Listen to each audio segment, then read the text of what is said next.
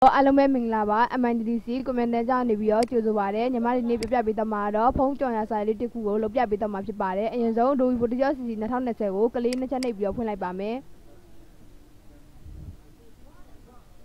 ဖွင့်လာပြီဆိုလို့ရှိရင်တော့ file ကနေပြီးတော့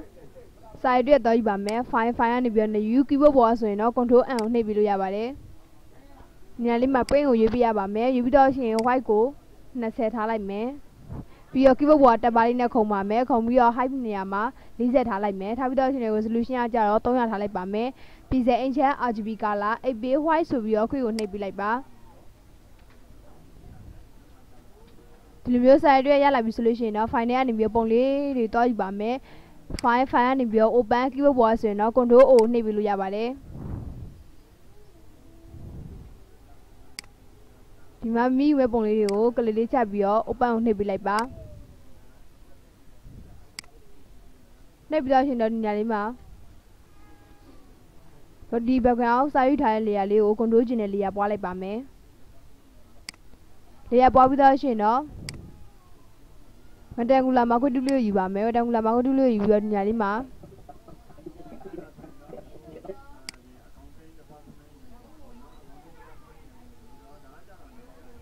လေပုံစံတစ်ခုဆွဲလိုက်မယ်ဆွဲပြီးတော့ရှင်တော့ control ကျင်တဲ့ layer ပွားလိုက်ပါမယ်layer ပွားပြီးလို့ရှိရင် color box လေးကိုလာမယ် color box လေးမှာ color ထည့်မယ်ခရမ်းရောင်လေးထည့်လိုက်ပါမယ်ပြီးတော့ရှင်တော့ okay ကိုနှိပ်ပေးလိုက်ပါ color ထည့်မယ်ဆိုရင်တော့ keyboard ပေါ်အတားပဲဆိုရင်လည်း color ထည့်ပါ sorry select ဝင်ထားတဲ့နေရာကိုပဲ color ဖြစ်မှာဖြစ်ပါတယ် control Z လေးနဲ့နောက်ပြန်ဆုပ်လိုက်ပါမယ်ဆုပ်ပြီးတော့ရှင်တော့ဒီမှာ rectangular မှာခွဲတူးလေးနဲ့နောက်ထပ်တစ်ခါထပ်ဆွဲမယ်ဆွဲပြီးတော့ရှင်တော့ create new layer နဲ့ layer တစ်ခုယူလိုက်ပါမယ်ယူပြီးတော့ရှင်ဒီမှာ color box လေးမှာ foreground color မှာခရမ်းအောင်လေးထားလိုက်ပါမယ်ထားပြီးတော့ရှင်တော့ order box တွေနဲ့ color ထည့်လိုက်ပါ color ထည့်ပြီးတော့ရှင်တော့ selection လေးကိုဖြတ်ရှင်နေဆိုရင်တော့ select ကနေပြီးတော့ဒီ select ဆိုပြီး selection ဖြတ်လို့ရတယ်လို့ keyboard ပေါ်ဆိုရင်တော့ control D နဲ့လည်း selection ဖြတ်လို့ရပါတယ်ဒီမျိုး selection ဖြတ်ပြီးတော့ရှင်တော့ဒီကောင်လေးကို move tool လေးနဲ့ရွှေ့လာလိုက်ပါမယ်ရွှေ့လိုက်ပြီးတော့ရှင်တော့ type 2ကိုယူပါမယ်စာရေးဝင်ရအတွက် type 2ကိုယူလိုက်မယ်ယူပြီးတော့ရှင်တော့မိရေးမဲ့နေရာမှာကလေးလေးချလိုက်ပါ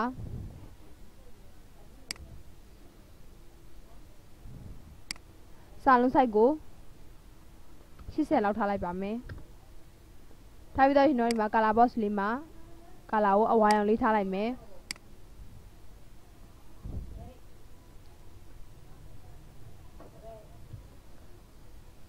စာရေးပြီးတော့အမှန်လေးကိုချစ်ပေးလိုက်ပါချစ်ပြီးတော့ရှင်တော့နေရာကိုမှုတူလေးနဲ့မျိုးဆွဲပြီးတော့ကြီးလိုက်ပါမယ်ကြီးတဲ့အခါမှာရှစ်ပြေအော်တိုင်နှိပ်စရာမလိုပါဘူး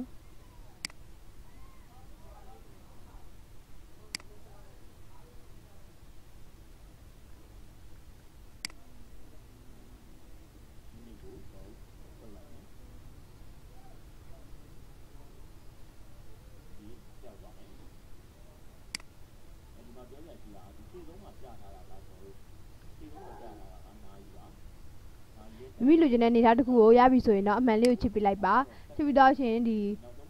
စာလုံးလေးရနဲ့လေယာတူးလေးကို control E နဲ့ပေါင်းပြလိုက်ပါမယ်ပေါင်းပြီးတော့ရှင်တော့ဒီကောင်လေးကိုဒီလိုမြားကောက်လေးပေါ်လာပြီဆိုရင်တော့လှည့်လိုက်မယ်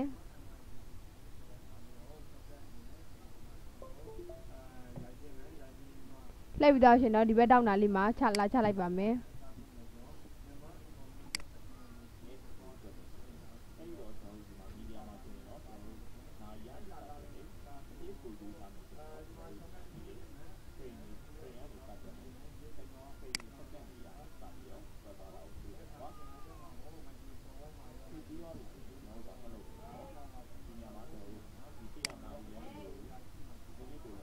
အမှန်ချစ်မယ်ချစ်ပြီးတော့ရှင်တော့နောက်တစ်ခုအနေနဲ့တိုက်တူးလေးကိုပြန်ယူပါမယ်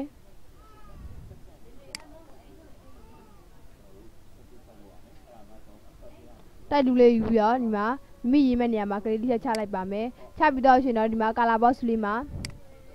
color လေးကိုလာပြောင်းမယ် okay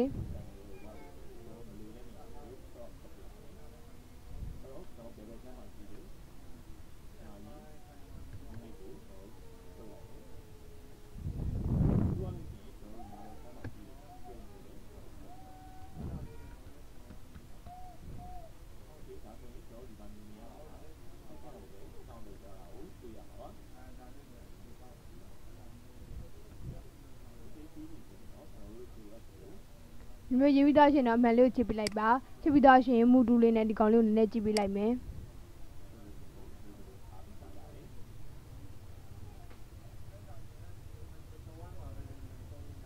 ကြည့်ပြီးသားရှင်တော့အမှန်လေးကိုချစ်ပြလိုက်ပါအမှန်ချစ်ပြီးသားရှင်နေရာဝမ်းကိုဆက်လက်ပေးမယ်ပေးပြီးသားရှင်တော့LSP တဲမှာကိုတူတူယူမယ်ယူပြီးသားရှင်နေရာလေးမှာအဝိုင်းလေးဆွဲပါမယ်အဝိုင်းလေးဆွဲတဲ့အခါမှာရှစ်ပြည့်အော်တိုက်ပြီးထားပါဆွဲပြီးတော့ရှင်တော့ခရီးနူလီယာနဲ့လေယာတစ်ခုယူပါမယ်ယူပြီးတော့ရှင်ကာလာဘောက်စီလိုလာပြီးတော့ကာလာထည့်လိုက်မယ်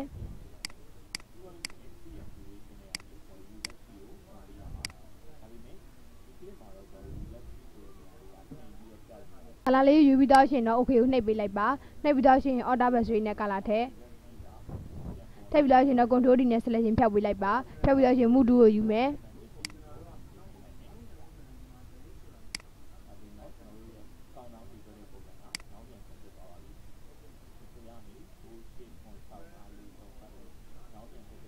အမှန်လေးကိုချစ်ပေးလိုက်ပါ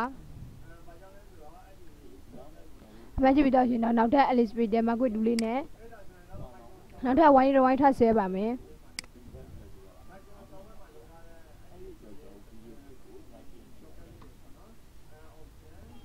sorry ကွန်ထရိုးဒီနဲ့ selection ဖြောက်ပြီးတော့ရှင်တော့ရှစ်ပြည့်အော်ဒါဖြပြီးဆွဲလိုက်ပါဆွဲပြီးတော့ရှင်တော့ create new layer နဲ့ layer တစ်ခုယူပါမယ်ယူပြီးတော့ရှင်တော့ color box လို့လာမယ် color box လို့လာပြီးတော့ color ထည့်ပါမယ် okay အော်ဒါဘက်ဆွေးလေးနဲ့ color ထည့်လိုက်ပါမယ်ထည့်ပြီးတော့ရှင်တော့ဒီ color layer ကို layer 3ရဲ့အပေါ်ကိုတင်လိုက်ပါမယ်တင်ပြီးတော့ရှင် control နဲ့ selection ဖြောက်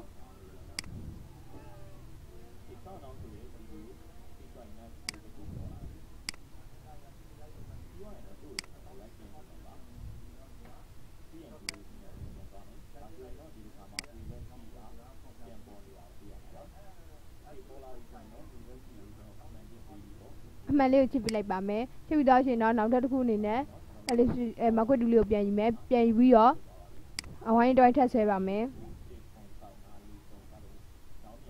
ဆွဲပြီးတော့ရှင်တော့ create new layer နဲ့ layer တစ်ခုယူမယ်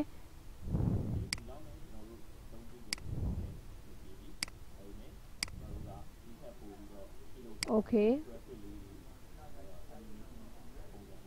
control D နဲ့ selection ဖြောက်လိုက်ပါဖြောက်ပြီးတော့ရှင်တော့မူတူလေးနဲ့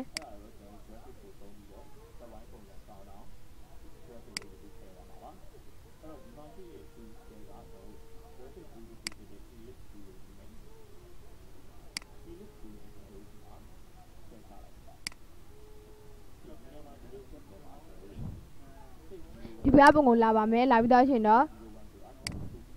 ဒီပုံလေးကိုပတ်တူလေးနဲ့လှီးပါမယ်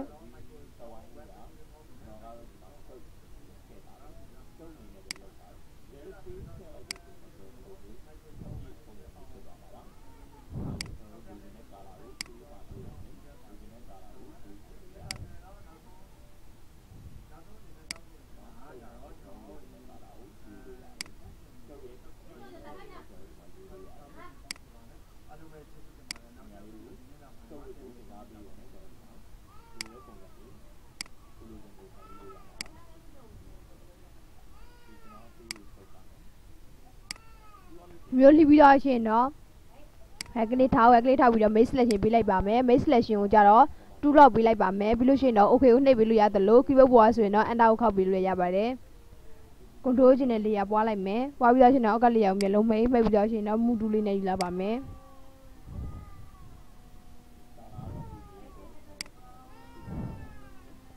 နည်းလှည့်ပေးလိုက်မယ်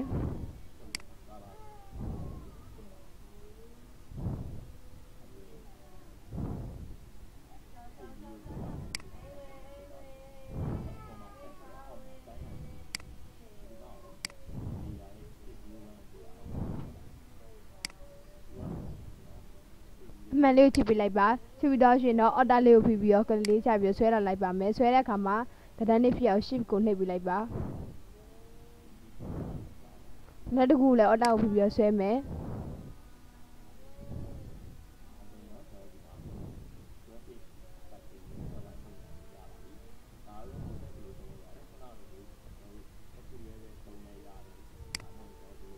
မျိုးနေထားတဲ့တစ်ခုရလာပြီဆိုလို့ရှိရင်တော့ဒီလေးက3ခုလို့ပေါင်းလိုက်ပါမယ် control E နဲ့ပေါင်းပြလိုက်မယ်ပေါင်းပြီးတော့ရှင်တော့ဒီနေရာလေးမှာ create new layer နဲ့ layer တစ်ခုယူပါမယ်ယူပြီးတော့ရှင်တော့ brush tool လေးကိုယူမယ်ယူရင် color box လေးမှာအနက်ရောင်လေးထားလိုက်မယ်ပြီးလို့ရှင်တော့ okay ကိုနှိပ်ပေးလိုက်ပါ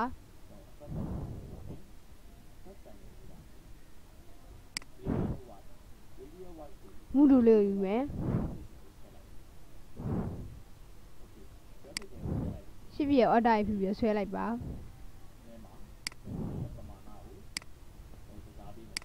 ဖုံးလေးရရဲ့အောက်ကိုချပေးလိုက်ပါမယ်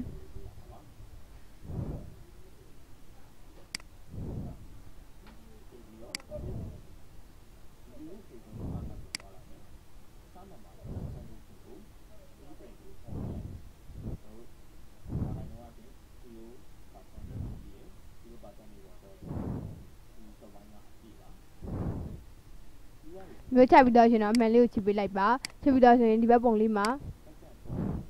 ဒီဖုံးတစ်လုံးလေးကိုပဲပန်တူလေးနဲ့လှီးထုတ်ပါမယ်ပန်တူလေးကိုယူလိုက်ပါ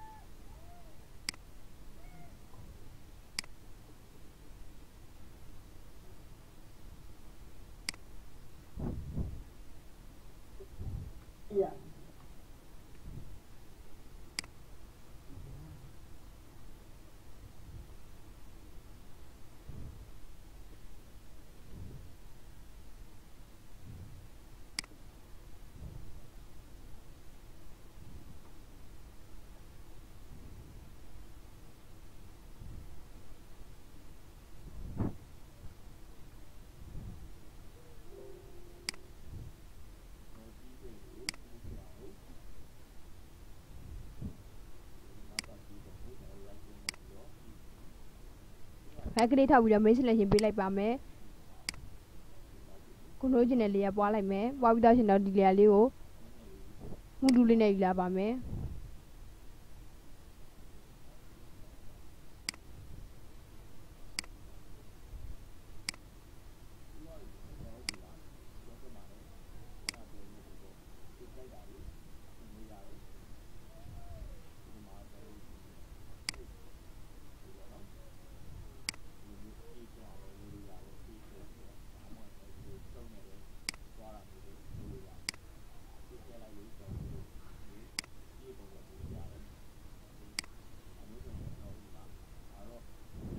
မိလူကျင်တဲ့အနေထားတစ်ခုကိုရှာပြီးသွားပြီဆိုရင်တော့အမှန်လေးကိုချစ်ပေးလိုက်ပါ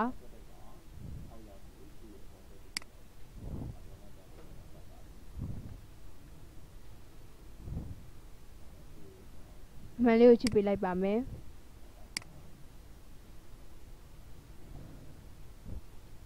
ဒီအဝိုင်းလေးရာတွေအကုန်လုံးပေါင်းလိုက်ပါမယ် control လေးနဲ့ select မှတ်ပြီးတော့ရှင်တော့ control E နဲ့ပေါင်းပြလိုက်ပါခဏလေးမျက်လုံးမိတ်ထားမယ်မိတ်ထားပြီးတော့ရှင်တော့ဒီမှာနောက်ထပ်တစ်မျိုးနဲ့ polygon နဲ့ lasso tool လေးကိုယူပြီးတော့ဆွဲမှာဖြစ်ပါတယ်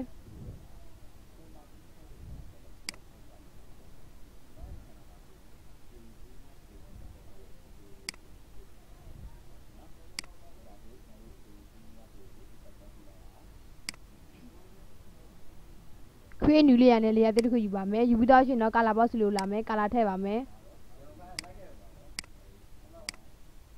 okay order box ဆိုရင်လည်း color ထည့်လိုက်ပါ control D နဲ့ selection ဖြောက်မယ်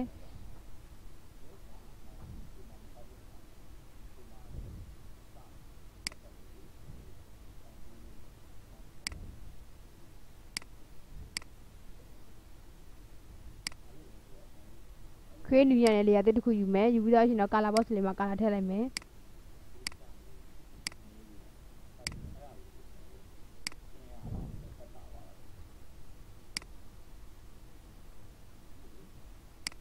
ရဲအောက်ကိုချပေးလိုက်ပါထပ်ပြီးတော့ရှင်တော့ control D နဲ့ selection ဖြောက်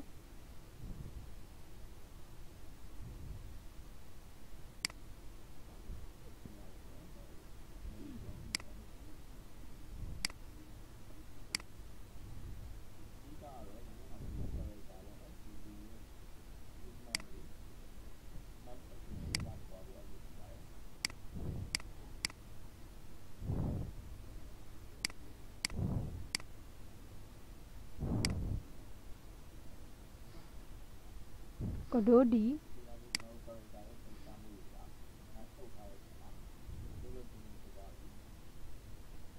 ဒီလိုပုံစံမျိုးလဲ polygon နဲ့လက်စွပ်တူးလေးနဲ့လုပ်လို့ရတယ်လို့ဒီမျိုးအဝိုင်းပုံစံမျိုးလဲလုပ်လို့ရပါတယ်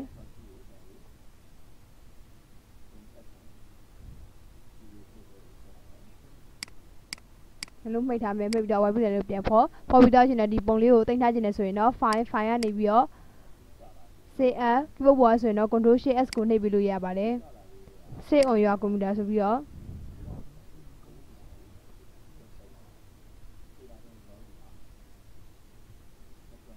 ဒီပုံလေးကိုပြန်ပြီးတော့ပြင်သေးရဆိုရင်တော့ psc ဖိုင်လေးနဲ့တင်ပြရမှာဖြစ်ပါတယ်ညီမကတော့ပြန်ပြင်တော့ဆိုတော့ jpeg ဖိုင်လေးနဲ့တင်ပြလိုက်ပါမယ်ပြီးလို့ရှိရင်တော့ save ကိုနှိပ်ပြီးလိုက်ပါ quality မှာစနစ်ဖြစ်နေရပါမယ်ဒီမျိုးကြော်ရစာရေးတွေကိုလုပ်တတ်မယ်လို့ထင်ပါတယ်အားလုံးကျေးဇူးတင်ပါတယ်